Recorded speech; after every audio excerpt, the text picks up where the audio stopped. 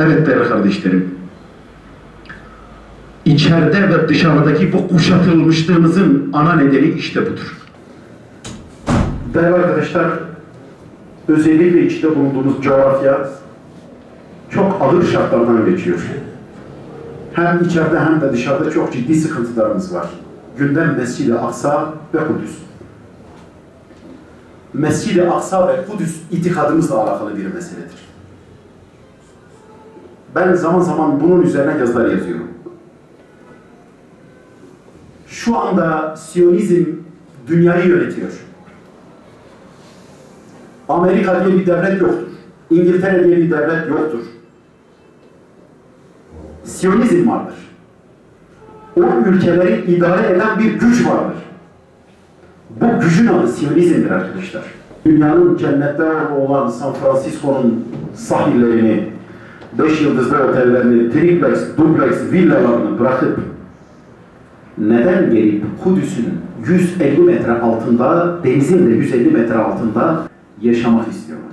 Nedir bu? Bunu bilelim arkadaşlar. İşte bütün mesele budur. Bunu çözersek bölgemizde meydana gelen olayların ne anlama geldiğini anlarız. Süleyman Mabedi onlar açısından da siyasi ve dini olmak üzere iki önemli özelliğe sahiptir. Dini olarak değerli arkadaşlar, milattan sonra 70 yılından bu yana onlar kurban ibadetini yapamıyorlar. Çünkü kurban ibadeti ancak Süleyman Mabedi'nde gerçekleşir. Süleyman Mabedi'nde güneşin ilk ışıklarıyla güneşin son ışıklarında birer tane kurban keserler.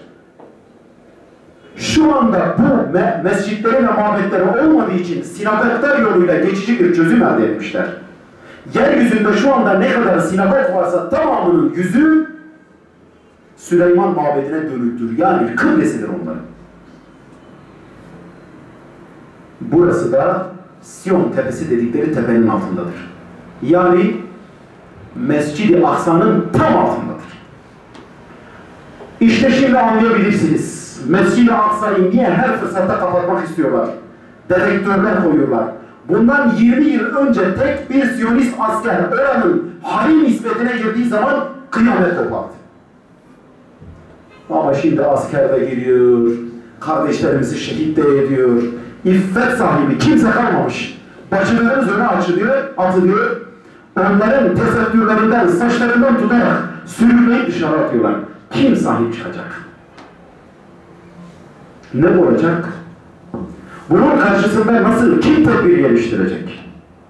Buraya geleceğiz. Buraya geleceğiz.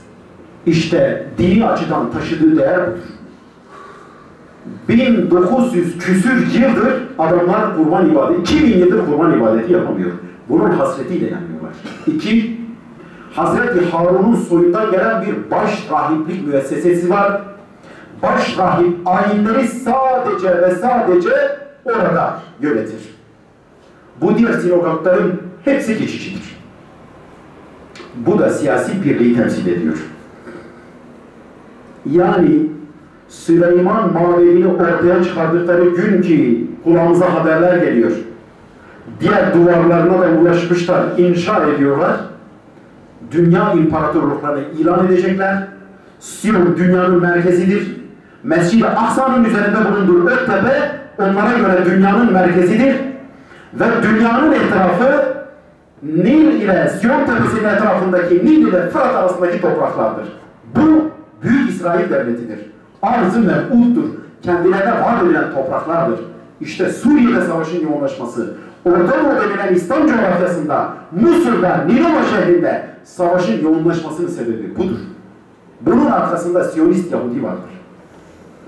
Bu tuzağı fark etmek çok büyük bir feraset istiyor arkadaşlar. Biz Hüdapar olarak 6-7 yıldan beridir Suriye'de meydana gelen savaşa aman kardeşler yapmayın, etmeyin.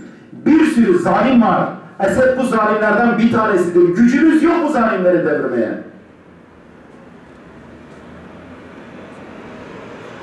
Bizim potansiyelimiz heder olacak. İsrail dondurmasını alacak, bize bakacak.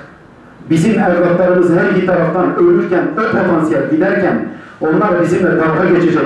Ve vallahi fırsatını buldukları gün kapısına kilit vuracaklar diye bas bas bağırdık. Mescid-i Aksa'nın kapısına kilit vurulacağını, erkek kalmadığı için kadınların gidip orayı savunacağını gördük. Hiçbir kınayıcının kınamasından korkmadan, yine de korkmayacağız Allah'ın izniyle. Hakkı söylemeye devam edeceğiz. Çünkü hak biliyor, hakkı söylüyoruz.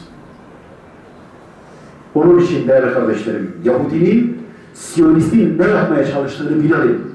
O Süleyman mabedini ortaya çıkaracak, onun için yapmayacağı bir psikopatlık, yapmayacağı terör, ortaya çıkarmayacağı savaş, icat etmeyeceği örgüt yoktur.